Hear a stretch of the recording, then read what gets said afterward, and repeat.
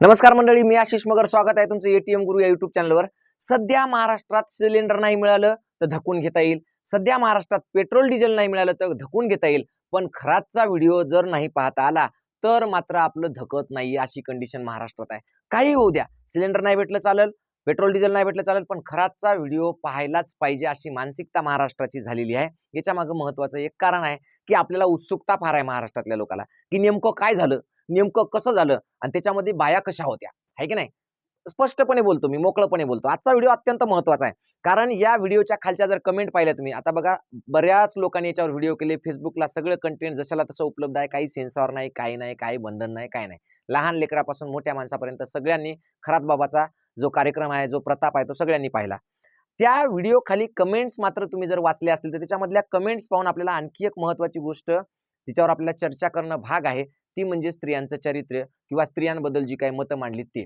आता बघा, काल परवा काही आणखी गुन्हे दाखल झाले, त्याच्यामध्ये असं म्हटलंय की खरात बाबांचा सतत 13 वर्ष खरात बाबांनी त्याच्यावर बलात्कार केला. सतत किती वर्ष? 13 वर्ष. त्याच्यानंतर काय, बाई चुकली बाबा, तिला 13 वर्ष 10 वर्ष आधी कसं गोड वाटलं का, आता का बलात्काराचा गुन्हा दाखल केला, किंवा एखाद्या मुलीवर त्याच्यामध्ये चाले की एका अल्पवयीन मुलीवर 4दा 5दा 6दा अत्याचार झाला. मग तिथं मुलांच्या किंवा लोकांच्या जनसामान्यांच्या कमेंट तिथं खाली येत आहेत की बाबा जर असं असेल तर मग तिला पहिल्यांदा 4दा गोड वाटलं का, आता ती बलात्काराचा गुन्हा दाखल करते. म्हणजे परिस्थिती अशी आहे की आपल्याकडे भारतामध्ये, साधारणतः महाराष्ट्रामध्ये, भारतामध्ये स्त्री ही उपभोगाची वस्तू म्हणून पाहिली जाते. जर तो महाराज चुकीचा आहे, चुकला, याच्यात काही शंका नाही, पण स्त्रिया सुद्धा चुकल्या का? चुकल्या तर त्यांची काय चूक आहे? त्यांना आधी गोड वाटलं का? मग नंतर त्यांनी का बलात्काराच्या केसेस दाखल केल्या किंवा का गुन्हे दाखल केले? असे वेगवेगळे प्रश्न आहेत. त्याच्यातून तुम्हाला एक साधी सिंपल गोष्ट सांगतो मी, की हे फार अत्यंत महत्वाचं आहे या विषयावर चर्चा होणं. कारण वारंवार ज्या बायांचं शोषण झालं किंवा ज्या स्त्रियांचं शोषण झालं, ज्यांचा याच्यामध्ये बळी गेलेला आहे, अशा स्त्रियांबद्दल जे कमेंट्स येत आहेत, त्या कमेंट्समध्ये खरं वास्तव काय आहे, खरंच त्या स्त्रियांची चूक किती आहे का, आहे तर त्याच्यात त्यांची किती चूक आहे आणि त्या माणसाची किती चूक आहे, ह्या सगळ्या गोष्टी पाहणं खूप गरजेचं आहे. म्हणून आजचा व्हिडिओ मी तुमच्या समोर घेऊन येत आहे. पहा, व्हिडिओमध्ये सगळ्यात महत्वाची गोष्ट काय सांगितली, तर सतत 13 वर्ष बलात्कार एका स्त्रीवर. किती वर्ष? 13 वर्ष. लोकांचं म्हणणं, शक्य आहे का 13 वर्ष बलात्कार होणं? अशी गोष्ट होऊ शकते? 13 वर्ष एखाद्या स्त्रीवर बलात्कार होऊ शकतो? म्हणजे तिच्या मनाविरुद्ध हे सगळं होऊ शकते? तर बिलकुल नाही, तिच्या मनाविरुद्ध होऊ शकत नाही. याचा अर्थ तिची सहमती होती का? सहमती होती तर का होती? आणि होती तर मग तिनं बलात्काराचा गुन्हा दाखल का करावा? हे सगळे प्रश्न आहेत. आता मूळ सांगतो तुम्हाला, तुम्ही जर व्हिडिओ पाहिले असतील, जवळपास प्रत्येकानेच पाहिलेत. आता माझा जो व्हिडिओ पाहतायत तुम्ही, या प्रत्येकाने बलात्कारी खरात बाबाचा व्हिडिओ सगळ्यांनी पाहिलेला असेल. तुम्ही पहा, त्या व्हिडिओमध्ये तुम्हाला काय दिसेल, तर संबंध करण्यापूर्वी काय केले, तर लिंगाची पूजा केली, हळदी कुंकू लावून व्यवस्थितरित्या पूजा करणं. त्याच्यानंतर संबंध झाल्यानंतर तिथे एक खुर्ची किंवा काहीतरी आहे, एक देवासारखं ठेवलेलं, त्याच्या पाया पडणं आणि खरात बाबाच्या पाया पडणं. म्हणजे याचा अर्थ बघा, किती आध्यात्मिकतेनं कार्यक्रम चालू आहे, किती सुसंस्कारितपणे कार्यक्रम चालू आहे. याचा अर्थ काय आहे, की त्या स्त्रीला फक्त आणि फक्त त्या महाराजाकडून शारीरिक सुख पाहिजे का, तर मुळीच नाही. ती एका वेगळ्या उद्देशाने त्याच्यासोबत शारीरिक झाली. का झाली? कारण पहा, त्याच्यामध्ये व्हिडिओमध्ये पाहिलं असेल तुम्ही, पहिल्यांदा तिनं खरातच्या लिंगाची पूजा केली हळदी कुंकू लावून. नंतर सगळं झाल्यानंतर काय केलंय, तर त्या खुर्चीच्या पाया पडली, त्याच्यानंतर ती त्या खरातच्या पाया पडली. याचा अर्थ काय, की तिचा जो मेंदू आहे, तिचं जे मन आहे, तिची जी बुद्धी आहे, तिची जी विचार क्षमता आहे, तिची जी निर्णय क्षमता आहे, त्याच्यावर पूर्णपणे कंट्रोल आहे. कोणाचा? खरातचा. कारण जर समजा एखाद्या स्त्रीला फक्त शारीरिक गरज पूर्ण करायची असती किंवा तिला याच्यात गोडी असती, तर तिला खरातपेक्षा हजारो चांगले ऑप्शन्स मिळाले असते. खरातमध्ये असं काय आहे, सिक्स पॅक आहे का, कोणता बॉडी बिल्डर आहे का, काहीच नाही. एवढं मोठं ढेरपोट आहे, त्याला काय जमते काय नाही ते सुद्धा तुम्ही त्या व्हिडिओमधून पाहिलेलं आहे की नाही. म्हणजे मी सांगण्याची गरज नाही. मग जर समजा त्या स्त्रियांना तसंच काही करायचं असलं असतं, त्यांना जर गोडच वाटून घ्यायचं असलं असतं, जसं खाली कमेंट्समध्ये आले की ते मला 12 वर्ष गोड वाटलं, 11 वर्ष गोड वाटलं, हे जे तुम्ही कमेंट्समध्ये टाकले, तर मला त्यांना एवढं सांगायचंय की जर समजा तिला गोडच वाटण्यासाठी हा कार्यक्रम करायचा असता, तर तिच्याकडे याच्यापेक्षा 1000 पटीने चांगले ऑप्शन्स असले असते. अनेक श्रीमंत घरच्या मुली तिथं किंवा स्त्रिया होत्या, त्यांच्याकडे चांगले चांगले ड्रायव्हर्स असतात, नौकर असतात, सगळ्या गोष्टी असतात. ती ढेरपोट्या खरात बाबाकडे कशाला गेली असती? मूळ मुद्दा हा आहे की इथं स्त्रीबद्दल मानसिकता लोकांची विचित्र आहे. तिला ते उपभोगाचं साधन समजतात. स्त्रियांचं फक्त एवढं चुकलं की त्यांनी नाही त्या गोष्टीला खूप जास्त महत्त्व दिलं. स्त्रियांचं काय चुकलं, की त्या अंधश्रद्धेला बळी पडल्या. स्त्रियांचं काय चुकलं, की देव धर्म हे त्यांच्या डोक्यात, त्यांच्या मेंदूत, त्यांच्या मानसिकतेत इतका घुसला की त्यांना श्रद्धा आणि अंधश्रद्धेतला फरक कळाला नाही. बघा, कोणतीही स्त्री असो, ती गरीब असो का श्रीमंत असो, गरीब स्त्रियांना सुद्धा दुःख असतात, श्रीमंत स्त्रियांना सुद्धा दुःख असतात. गरीबाचं दुःख असतं की पोटाला भाकर मिळाली पाहिजे, श्रीमंताचं दुःख असतं की समाधान नाही संसारामध्ये, किंवा पैसा आहे पण सुख नाही, किंवा मग मुलगा चांगला नाही, मुलगी चांगली नाही, दोघांचं पटत नाही, नवरा लक्ष देत नाही. अशा वेगवेगळ्या समस्या असतात आणि प्रत्येक समस्येचं समाधान ही ती त्या देवाच्या गोष्टीकडे किंवा अंधश्रद्धेकडून करून घेण्याचा प्रयत्न करते. आणि म्हणून गरीब असो का श्रीमंत असो, त्यांच्या दुखण्याचा इलाज म्हणजे खरात बाबा. त्यांच्या दुखण्याचा इलाज म्हणजे हा खरात बलात्कारी बाबा होता. आणि म्हणून त्यांच्या दुखण्याचा इलाज करण्यासाठी त्या तिथे गेल्या, किंवा त्यांच्या संसारामध्ये नसलेलं किंवा त्यांच्या आयुष्यात नसलेलं समाधान शोधण्यासाठी तिथे गेल्या. आणि तिथं गेल्यानंतर त्यांच्या मेंदूवर अत्यंत पद्धतशीररित्या ताबा मिळवण्यात आला, की मी देवाचं रूप आहे, मी कृष्णाचा अवतार आहे, आणि मग तू मागच्या जन्मीची राधा आहे, किंवा मी तुला याच्यातून बाहेर काढेल, मी तुला सुख देऊ शकतो, मी तुला काहींना तर लग्नाचं आमिष दाखवलं, काहींना सोनं नाणं दिलं, काहींना वेगवेगळ्या गोष्टी, तुझ्या मुलाचं भलं होईल, तुझ्या मुलीचं भलं होईल, तुझा संसार टिकेल, तू जर इथं मला म्हणजे मी देव आहे, मला जर खुश केलं तर तुझा संसार सुखी होईल. अशा वेगवेगळ्या प्रकारचं त्या मानसिक आजारी, ऑलरेडी मानसिक आजारी किंवा मानसिकरित्या दुःखी असलेल्या स्त्रियांच्या आयुष्यामधली जी पोकळी आहे, त्या पोकळीमध्ये यांनी काय केलं, हळूच आपला कार्यक्रम सुरू केला. म्हणजे त्यांना एक प्रकारे काय केलं तर विक्टीम केलंय, बळी केलंय, फसवलंय. समजा साधी सिंपल गोष्ट आहे, तुमच्या घरी एखादा माणूस आला, महाराज आला, त्यांनी म्हणलं की बाबा मी असा आहे, मी तुमचा सोयरा आहे, तुमच्याकडे राहिला, 2-4 दिवस सगळ्या गोष्टी केल्या, तुमच्या इथं किरायानं राहिला, समजा महिनाभर राहिला, 2 महिना राहिला, त्याच्यासोबत तुमचं खूप चांगलं जुळायला लागलं. आणि मग 2, 3, 4, 5, 6 महिने राहिल्यानंतर त्यानं तुमच्या घरातलं 1 किलोभर सोनं घेऊन पळून गेला. लोक असे म्हणतील का, त्याला 6 महिने कळालं नाही, ते काय मूर्ख होतं का, कशाला ठेवायचं चोराला, माहित असते का ते चोर आहे म्हणून, माहित आहे का ते आपल्या घरातलं सोनं नेणार नाही. तुम्हाला त्यानं काय केलं, बळी, तुम्ही त्याचे बळी पडलात, त्याच्या वागण्याला, त्याच्या बोलण्याला, त्याच्या चांगुलपणाचा तुमचा बळी घेतलाय.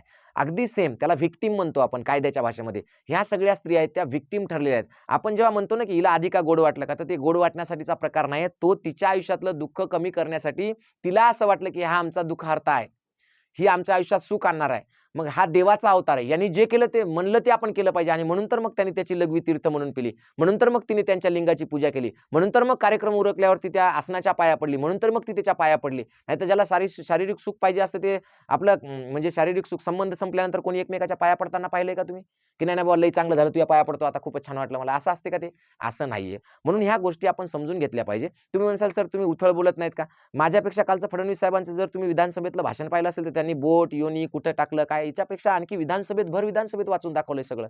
हे उथळ नाही, हे वास्तव सांगतोय मी. उथळ मधला आणि वास्तवामधला फरक असतो, तो तुम्ही जाणून घेतला पाहिजे. मूळ मुद्दा हा आहे की ज्या स्त्रियांना तुम्ही नावबोटं ठेवता, ज्यांना कमेंट करता, त्यांची एक चूक आहे, आणि ती चूक म्हणजे त्या अंधश्रद्धेला बळी पडल्या. आणि त्या अंधश्रद्धेला बळी का पडल्या, कारण सध्या धर्माचं स्तोम माजलेला आहे, धर्म आणि कर्मकांडाचं स्तोम माजलंय. तुम्हाला जागोजागी गावोगावी कीर्तन सप्ते हे ते, आणि त्याच्यामधून असे महाराज, त्याचे आश्रम, त्याला गुरु करणं, त्याच्यानंतर तुम्हाला जागोजागी ज्योतिषाचे असे मोठमोठे बॅनर्स दिसतात, अंकगणितशास्त्रज्ञ, ज्योतिषशास्त्रज्ञ, याला तुम्ही बोला तुमच्या आयुष्यातली दूर होईल.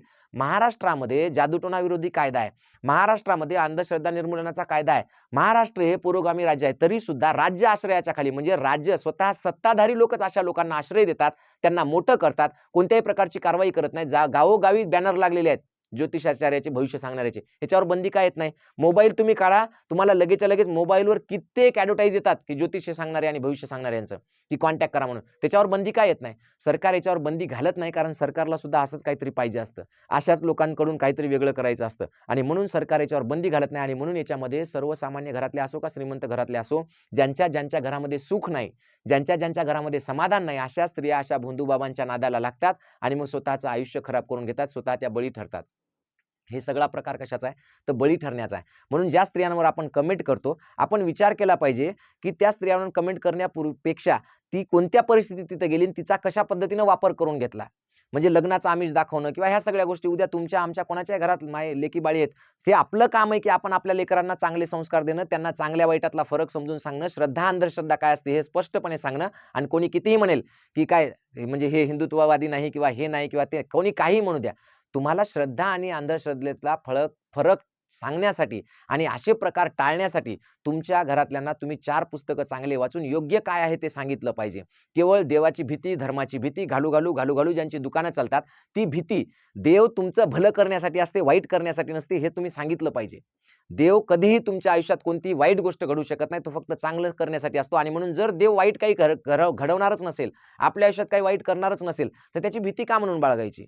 ही महत्त्वाचा मुद्दा. ह्या गोष्टी आपल्याला कळायला पाहिजे आणि ह्या लोकांपर्यंत पोहोचल्या पाहिजे.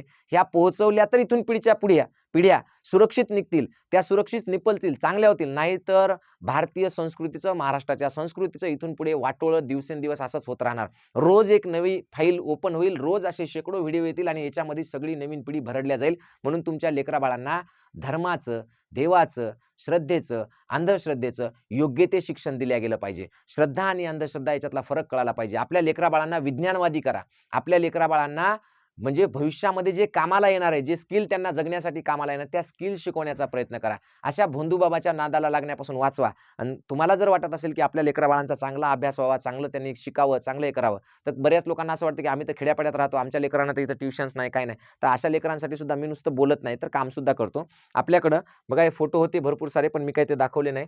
तर आपल्याकडं ऑनलाईन एटीएम गुरु एज्युकेशनचे ऑनलाईन क्लासेस आहेत. ॲप आहे. एटीएम गुरु एज्युकेशन नावाचा ॲप आहे प्ले स्टोअरला, ज्याच्यामध्ये गेल्या वर्षी आता नुकताच नवोदयचा रिझल्ट लागला. ज्याच्यामध्ये आपले 100+ मुलं नवोदयच्या नवोदय विद्यालयासाठी पात्र झाले. म्हणजे महाराष्ट्रातला विक्रमी आणि सगळ्यात मोठा रिझल्ट आपल्या क्लासेसचा आहे. क्लासेस म्हणण्यापेक्षा ही एक सामाजिक चळवळ असल्यासारखी आहे, शैक्षणिक चळवळ असल्यासारखी आहे. याच्यामध्ये 3री, 4थी, 5वी, 6वी, 7वी, 8वी सगळ्या वर्गाचे क्लासेस आहेत स्पर्धा परीक्षा, ज्याच्यामध्ये नवोदय असेल, बीडीएस असेल, होमी बाबा असेल, स्कॉलरशिप असेल, एनएमएमएस असेल, एमटीएस असेल, एनटीएस असेल, अशा सगळ्या स्पर्धा परीक्षा होतात. सध्या 6वीची बॅच चालू आहे आणि 5वीची नवोदयची बॅच पण चालू झालेली आहे. या दोन्ही बॅचमध्ये तुमच्या मुलांना घ्यायचं असेल, चांगले शिक्षण आणि चांगले संस्कार द्यायचे असतील, श्रद्धा अंधश्रद्धामधला फरक काय कळवायचा असेल, तर हे क्लास नक्की लावा. कारण आपण शिक्षणासह संस्कार आणि ते पण उत्तम संस्कार आणि वास्तव देत असतो. उगाच कोणाला लुबाडण्याचा किंवा असा काही प्रकार नसतो. आणि सगळ्यात महत्त्वाचं म्हणजे याची फीस, शिक्षणामध्ये पैसा अडथळा ठरू नये म्हणून याची जी फीस आहे ती तुटपुंजी फीस असते. तुमच्या मोबाईलच्या रिचार्जपेक्षाही कमी पैशात आपण शिकवतो, कारण ही एक शैक्षणिक चळवळ आहे. ठीक आहे. तर या व्हिडिओचा तुम्ही चांगल्या पद्धतीने विचार करा आणि लोकांच्या किंवा बायांना किंवा स्त्रियांना नावबोटं ठेवण्यापेक्षा त्यांना ज्यांनी बळी ठरवलं किंवा ज्याच्यामुळे त्यांचा बळी गेला, त्या माणसाला चांगली अद्दल घडावी, त्याला चांगली शिक्षा घडावी म्हणून प्रयत्न करा. एवढं मी तुम्हाला सांगतो आणि थांबतो. धन्यवाद. जय जिजाऊ, जय शिवराय.